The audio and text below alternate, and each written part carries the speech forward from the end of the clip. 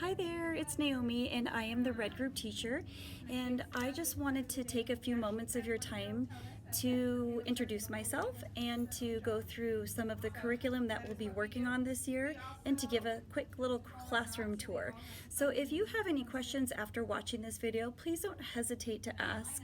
I know that during this time of COVID, it's been a little bit more challenging to check in with the staff, but really, please feel free to just catch me, email the front desk, talk to Leanne or Susie or Barb, just anything that you need. Please don't hesitate to let us know.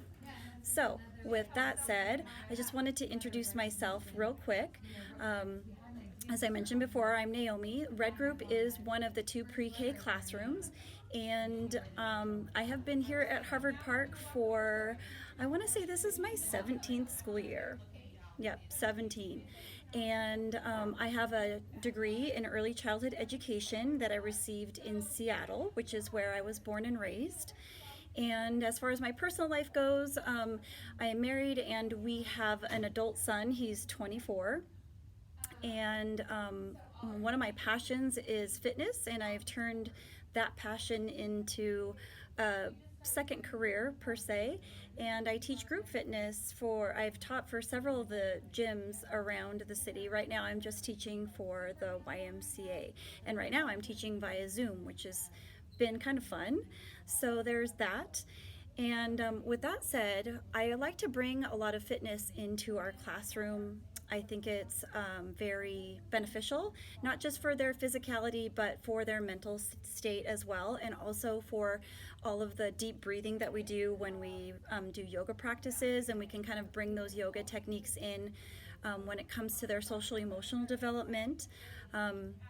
We do a lot of brain state work, and so if your kids are talking about the emotions of sadness or anxiety or and they're talking about they're feeling blue, that's the color that we assign to those types of feelings. And if they're feeling angry or frustrated, we label that red. And we always want to be in the green state, which is calm and ready to learn. So we use our breathing techniques, we use our yoga to get us if we're out of that green state, back into the green. So I really think that fitness is a big part of what we do in Red Group, and I think it's important, and especially combined with that amazing yard that we have outside, and we get out there twice a day, and no matter what the weather is, because we have covered areas, so we get that fresh air, we get that room to run, we get that time to be free outside. So it's really fantastic. I like that. So yeah, let's go into some more of our day, shall we? So I talked about yoga, or we do calisthenics, we do dancing, and that gets us kind of with all of our energy out, deep breathing, and grounded and ready for our large circle, which is a huge part of our day. It's so important. And circle can take a long time, which is one of the skills that we're trying to build. We're trying to build the ability to participate and focus over a span of time. And morning circle, it definitely does that. So we go through things like calendar, which involves a ton of math. We go through weather, which involves a ton of science. We also do our letter of the week and all of the things that involves. And we do our weekly theme. So there's all of that. And after that, we go into a snack time, which is a choice. They can choose to have snack or not. And then from there, we go into centers. And centers basically is their time to be able to self-serve whatever center they want to choose from, with the fact that I have planned for that and set all the centers up per each child's individual needs. And it's a free choice time. They get to decide who they're going to play with, where they're going to play, and it's a great time because children definitely learn through doing, not from sitting down at the table doing worksheets, but physically manipulating materials and doing science projects and cooking projects and art projects and just really getting down and dirty, as opposed to sitting and doing rote kind of things with dittos. We don't do dittos. What else? we do something called a small circle, though, with that said, where we do sit down at the table and we do work on things. But once again, they're definitely through that kinesthetic touch, that feeling, that manipulation. But we are sitting in chairs. And so they do get that practice of learning how to sit and think and focus at a table. So there's that too. We have a tool that we use called Teaching Strategies Gold, and that is an assessment tool that we use. And what's really exciting about that is that there is an app that we're beta testing right now for parents to be able to use, so you guys can see academically where your children are landing in those quarterly assessments. Also, it can be a day-to-day kind of communication, almost like texting. So hopefully that all pans out and we can offer that as a way to communicate to you. Right now, it's just like, checking in with each other, coming and going, or via Facebook, but maybe that will just be one more tool for us to be able to use to make those connections with you. So I'm going to give you a tour of the classroom, and then hopefully that way we can touch in on a lot of the skills that we're building, and then that way we can answer a lot of those questions. So I'm going to awkwardly get close to this camera. All right, so this might be a little bit tricky, but I'm going to have to tour you this way. First of all, sensory tables. We have sand and water, and it's really important to be able to have those textures to be able to play with. There's a lot of measuring. There's a lot of understanding how water works through space. Right now, what we have in our water table is these really kind of fun foam toys that end up sticking, and we have fishing poles in here to be able to fish for certain objects, and it's just really fun for them to learn about that type of texture and how you can manipulate something, and it spurs on a lot of questions, which is what we really want from them. We want them questioning why things work and finding out those solutions on their own. So let's turn this way. We have our big puzzle out. It's 300 pieces and it stays out over time. So this is something that can teach them perseverance and having to work through maybe some frustration, also spatial placement and hand-eye coordination, all of that good stuff. So there's that. And then, let's see, we have our cozy book area. Oh, I'm having a hard time filming this backwards. There we go. Cozy book area. So there's soft places for the kids to go and just to hang out. There's that. Also, we have our cubby area over here, and so what we're working on is being able to keep our spaces clean and tidy.